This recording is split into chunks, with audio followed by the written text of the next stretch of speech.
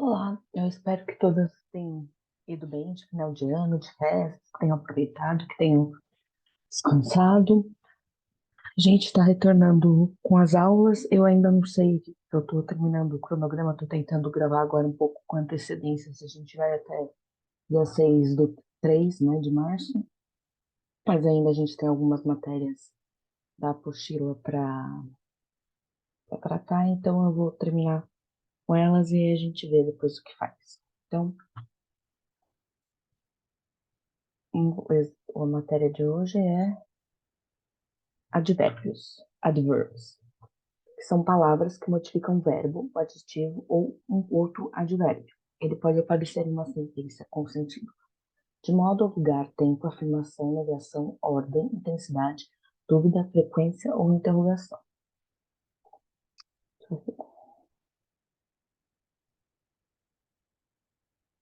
Então, vamos começar.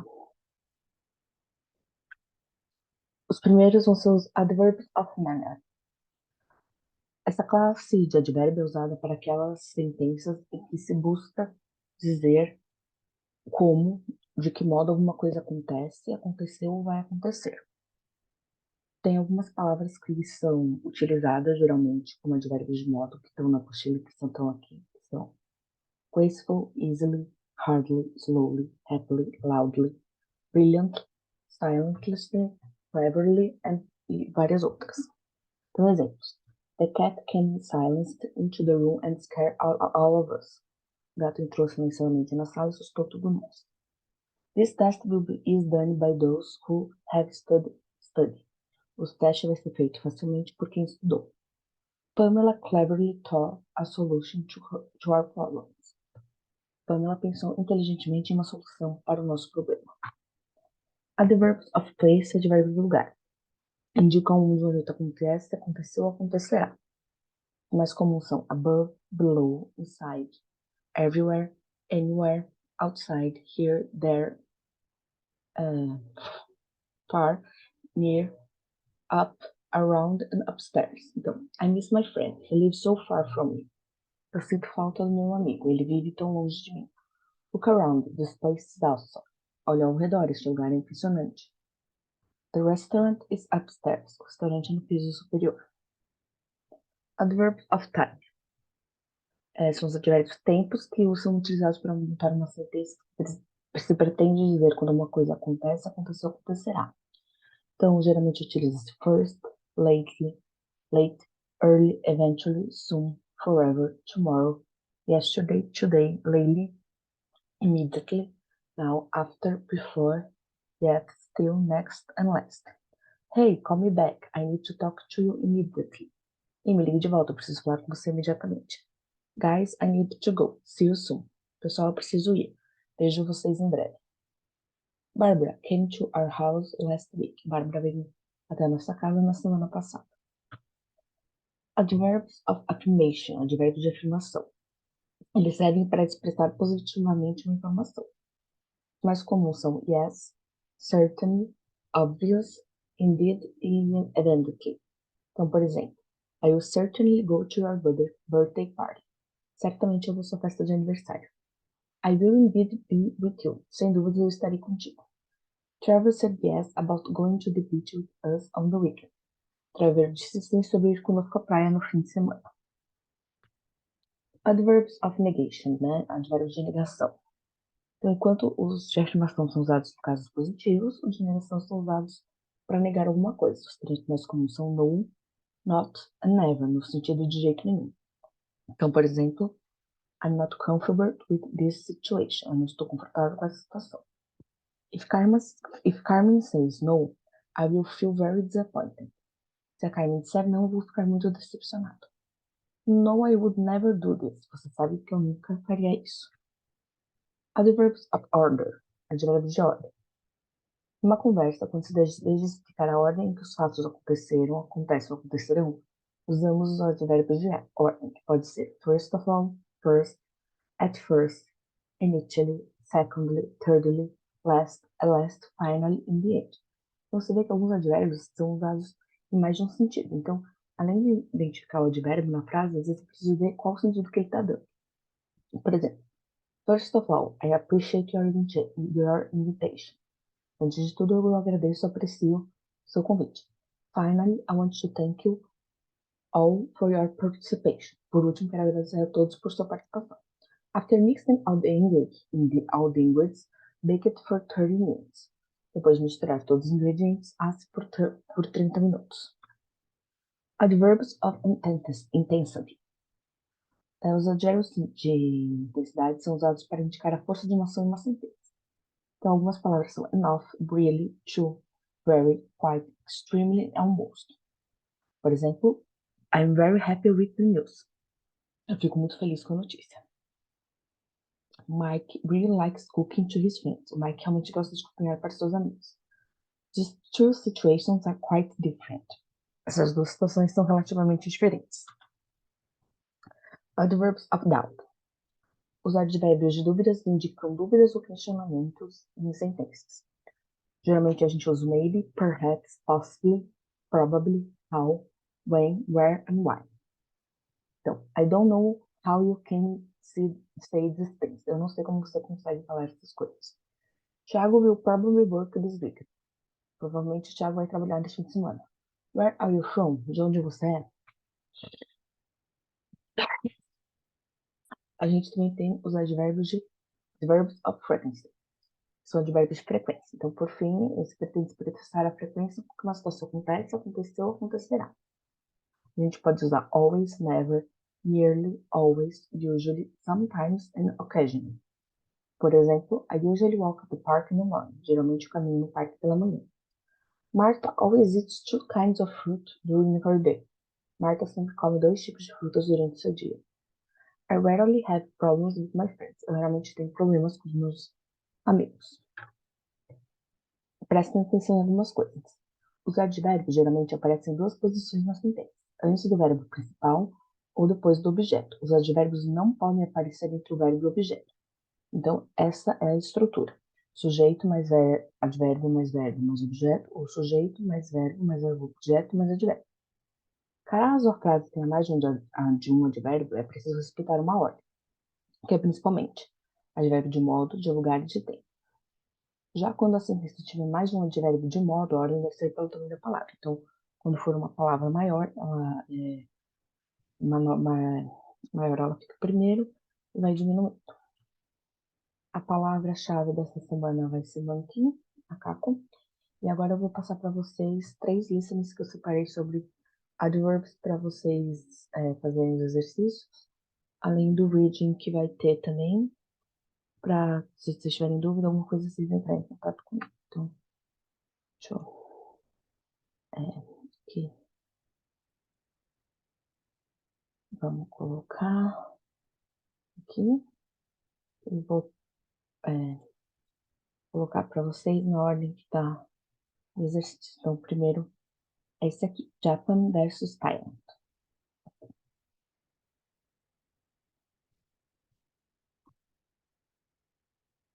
Hey, Todd. So let's talk about countries. All right, let's do it. So you live in Japan right now. Yes, that's right. I live in Japan and I teach English in Japan. Oh, cool. And tell me, what's expensive in Japan? Well, Japan is a very, very expensive country. So transportation is very expensive in Japan. Train tickets are expensive. Also, sometimes taxis are expensive. Even buses are expensive. Wait, so you don't have a car in Japan? Actually, I do have a car. That's funny because in Japan, cars are very cheap. So cars are cheap, but taxis are expensive. It's crazy. That's so weird. In the UK, where I'm from, taxis are really cheap, but to have your own car, it's so expensive. Wow, that's strange. So I'm really interested in Japan. Tell me, what's beautiful in Japan? Oh, Japan has lots of beautiful things. The temples are very, very beautiful.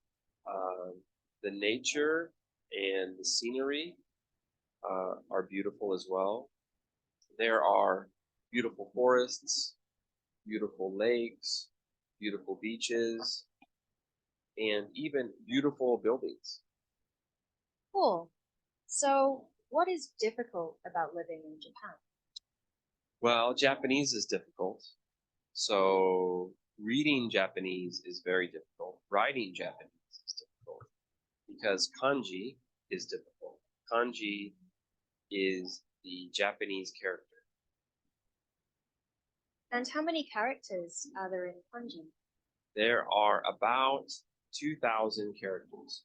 So it's difficult to learn all the characters, all the kanji. It's very hard. Wow, I bet that's really tough. So tell me, what's fun about living in Japan? Well, there's many things that are fun about Japan. The people are fun. They're very nice. And teaching English in Japan is fun. Students are very nice. So day-to-day life in Japan is fun and exciting. So I live in Japan, but you live in Thailand. So what about Thailand? What is expensive in Thailand? Well, Thailand is a really cheap place to live, but some restaurants are really expensive. For example, if you go to a American restaurant, that's very expensive. But if you go to street food carts, they're really cheap. Yeah, and the street food is very delicious. It's amazing. So, speaking of food, what Thai foods are really delicious? So my favorites are pad krao, and this is pork. It's spicy with rice and chili.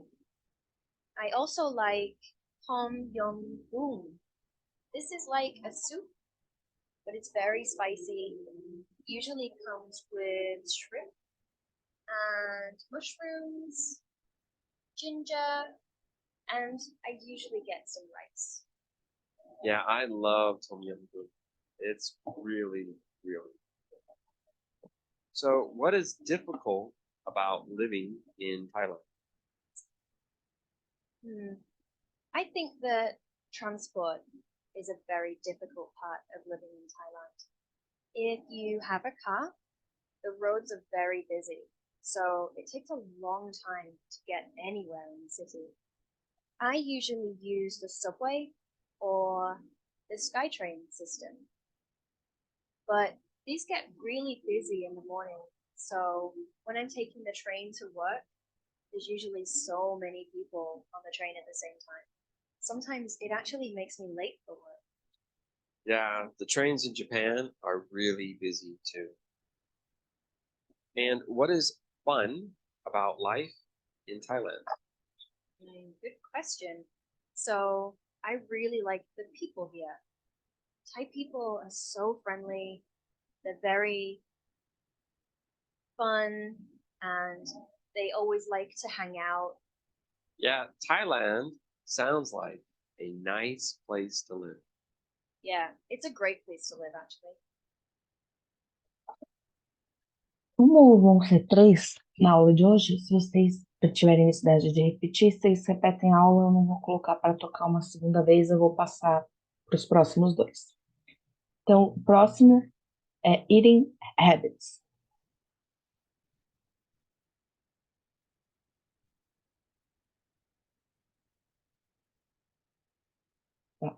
So Hannah, tell me, do you cook much?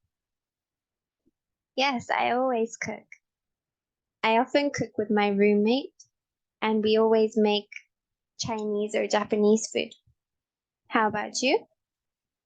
Well, I don't really cook that often because I'm really busy during the week. So I always get something in the shop and eat that. But during the weekends, I always cook during the weekends because I really like making food. So that's what I do. So, do you ever eat out?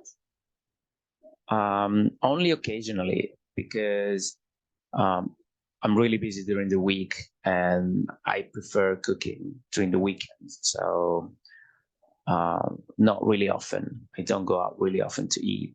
But whenever I'm tired or I don't have time to cook during the weekend, I go and eat out with a friend.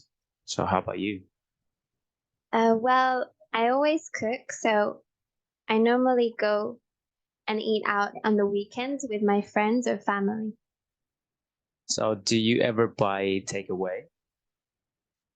No, I never. Normally, when I go out to eat, I like to sit and enjoy my food. How about you? Well, that's really nice. Of course, I do like to sit and enjoy my food, but I have to admit that occasionally I have to buy takeaway, especially when I'm coming late from work and I'm driving. I'm so hungry that most of the times I don't really make it home. So I have to buy something and eat it on my way. And that's a shame, but that's the way it is. And do you usually have people over for dinner? Yes, I sometimes do. I really like cooking, so occasionally I invite my friends over and I cook for them, or we all cook together. How about you? Not really. I do love cooking, but the problem is my place is really small. So even though I want to invite my friends, I never do it because my place would only fit one or two people. So unfortunately, I never have my friends over for dinner. E agora vamos para o último exercício de adverbs do listening. Listening Lab Exercise 33. Adverbs. Number 1. The test was incredibly easy. 2. Tom is frequently late for work. 3. The music was beautifully performed. 4. The professor spoke intelligently about his subject. 5. Movies typically take about 2 hours from start to finish. 6. The experts are cautiously optimistic about the outcome. 7. Traffic moved steadily forward. 8. The police are acutely aware of the dangers they face. 9. That car is illegally parked. 10. The guest specifically asked for a hotel room overlooking the pool. Bom, então esses foram os exercícios de listening. Vocês façam qualquer coisa, vocês podem me perguntar na aula de quinta e eu espero vocês lá. Então, tchau.